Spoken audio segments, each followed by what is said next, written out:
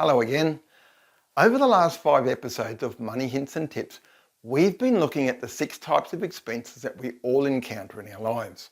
We've looked at weekly living expenses, bills, purchasing things, repairs and maintenance of things, and the last time we looked at the replacement of things.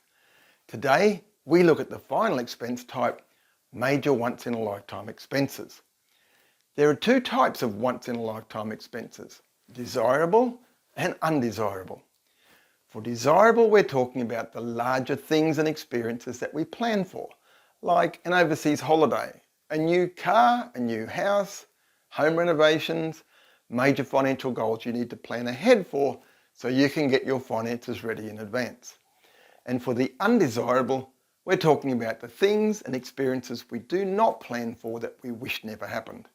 Things like major dental expenses, major car repairs, a hip replacement, a legal battle, a funeral, uninsured flood damage, and so on. I have a saying that goes like this: take control of what is controllable, and the uncontrollable will be much less likely to take control of you.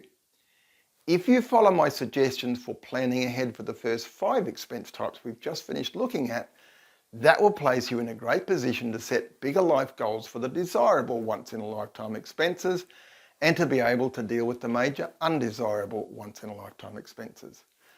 Let's look at this a little more closely.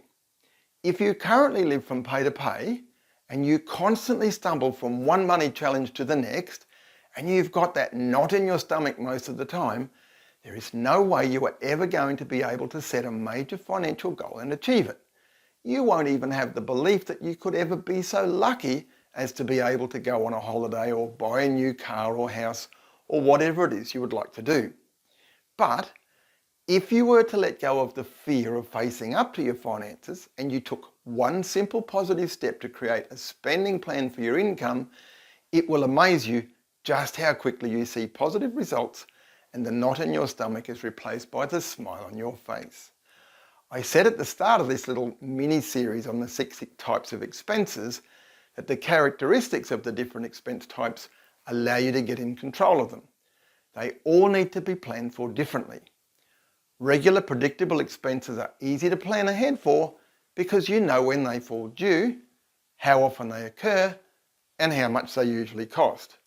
Keep that money separate and your bills will be easy to pay. Just follow the plan. You're controlling the controllable.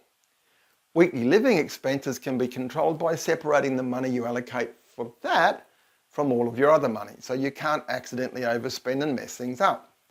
Unconsciously frittering away an extra $20 a week does not sound like much, but that's $1,000 a year if you let it happen week in, week out. However, if your weekly allowance for living expenses is kept in a separate account and it runs out, you have to stop spending and the $20 does not get frittered away. Now your annual holiday is starting to look possible after all. Long-term replacement and maintenance of things can be planned in advance reasonably accurately, and once again, that money could be kept separately out of danger of accidentally being spent on stuff. That gives you the ability to start trickling regular amounts into a life happens account for unexpected things and a goals account for the big desirable things. Small, regular amounts put aside over time allow you to achieve your big once-in-a-lifetime goals. But that same money could have been frittered away every week, leaving you with nothing to show for it. There is a vast chasm between an overseas holiday and a cupboard full of junk that no longer works or is no longer desirable. A spending plan is the easiest way to make all that happen. Go to spendingplanning.com to find out how easy and inexpensive it can be to get started. I'm David Wright. Bye for now.